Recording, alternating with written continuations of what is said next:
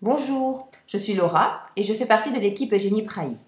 Aujourd'hui, notre vidéo va parler des fonds de teint crème compacte. Alors, comment se présente-t-il? Le fond de teint crème compacte vendu sur notre boutique en ligne est sous la forme de boîtier noir que vous pouvez ouvrir, bien sûr, et vous avez un miroir qui est fourni avec. Pour les éponges, nous les vendons également sur notre site et vous pouvez l'acheter. Bien sûr, si vous avez vos propres éponges, ça fonctionne tout aussi bien. Un conseil, ne prenez pas des éponges poilues, qui sont plutôt adaptées pour la poudre, mais plutôt des éponges au format compact, comme ceci. Alors, comme vous avez peut-être pu le voir sur notre site, nous proposons 3 types de fond de teint. Fond de teint poudre libre minérale, fond de teint en tube, qui est une crème liquide, et le fond de teint compact. Alors, quel fond de teint pour quelle peau? Alors, il faut savoir que si vous avez la peau très sèche, ne mettez certainement pas du fond de teint en poudre libre, car sinon le fond de teint va s'accrocher sur vos parties sèches. Ce que vous pouvez faire, bien sûr, c'est de très bien hydrater votre peau et ensuite mettre la poudre libre. Mais si vous l'appliquez tout de suite, bon, ce ne sera pas gagné d'avance. Ensuite, vous avez le fond de teint en tube, qui, elle, par contre, est une crème hydratante. Donc, il vous suffit de légèrement hydrater au préalable votre peau et ensuite d'appliquer cette crème-là. J'ai remarqué moi-même, certaines périodes du mois, ma peau est un peu plus sèche qu'à d'autres moments. Et donc, j'utilise le fond de teint en crème tube. Et je dois l'avouer, je n'ai pas cette problématique d'apparence de mes différentes parties sèches. Quant au fond de teint crème compacte, il s'adapte à la majorité des peaux. Mais comme pour le poudre libre, hydratez bien votre peau. Parce qu'en fait, cette crème compacte, qui en effet est d'abord en état crème solide, quand elle s'applique, elle sèche. Et elle sèche comme une poudre.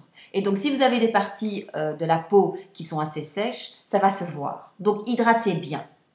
Donc, conseil, hydratez très bien si vous utilisez poudre libre minérale, fond de teint et crème compacte. Dans le cas de la crème hydratante, il faut moyennement hydrater avant d'appliquer. Parce qu'elle-même étant une substance assez hydratante. Donc, je vais faire une démonstration de comment moi j'applique. Alors, je vais vous l'avouer, je n'applique pas sur l'entièreté de mon visage le fond de teint crème compacte. En effet, en ayant une peau assez grasse ici et ici, quoique j'en mets un petit peu quand même, mais particulièrement ici, j'applique ici et sur mes rides, sur mes rides ici d'expression, n'est-ce pas? Sur mes rides d'expression, j'applique de la poudre libre. Je vais vous faire la démonstration. Alors, commençons.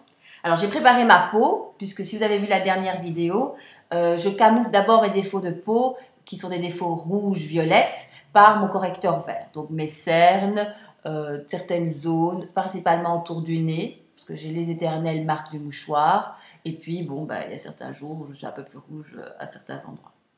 Alors, comment appliquer le compact crème? Alors, tout d'abord, il ne faut pas faire une louche. Il faut appliquer très peu. Donc, je tamponne, comme ceci. Vous allez voir, ça n'a pas l'air peut-être de s'appliquer, mais il y en aura. Et donc, je vais vous montrer, comme ceci. Donc, j'utilise mon... Vous voyez qu'elle s'applique. Il ne faut certainement pas en mettre beaucoup, parce que sinon, en séchant, ça va faire des dépôts. Alors, il faut bien étirer vers l'extérieur. Vous allez avoir l'air peut-être un peu rouge par le frottement. Ce n'est pas grave, ça va partir.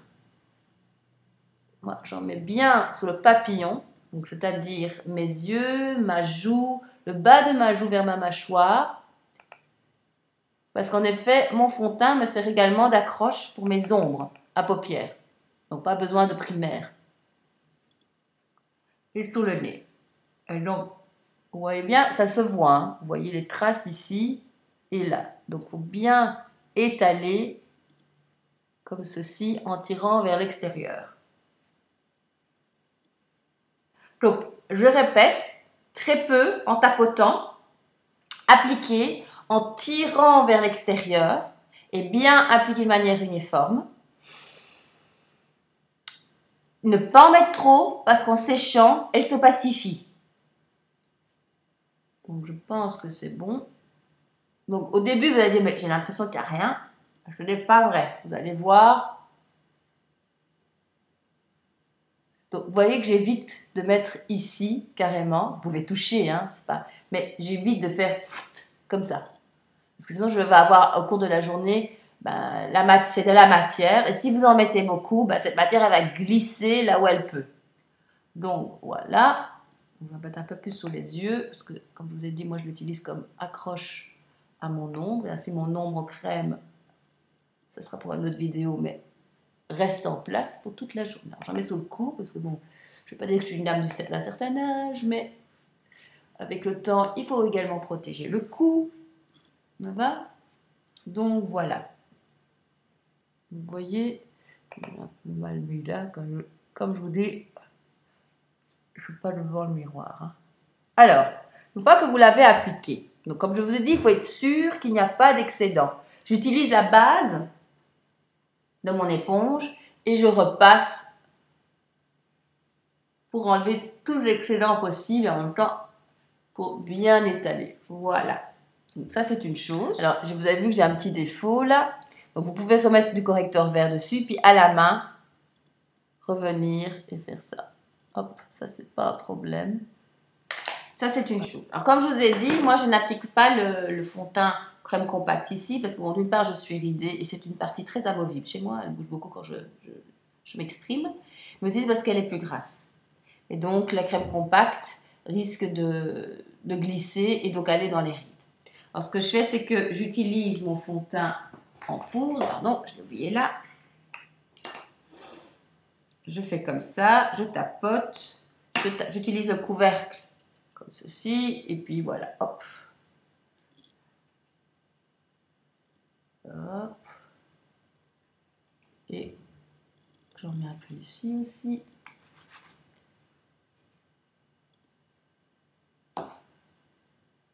Et voilà. Et un peu sous les yeux. Pour les personnes qui ont des arcades qui retombent un peu sous les paupières, mettre de la poudre ici permet de ne pas avoir son ombre à paupières qui va glisser sur ces arcades. Voilà, je pense que ça c'est bon. Donc on a bien... Et donc voilà. Et comme vous pouvez voir, moi, un peu comme ça. Et voilà. Et là, je vais avoir donc un fond de teint qui va rester en place toute la journée.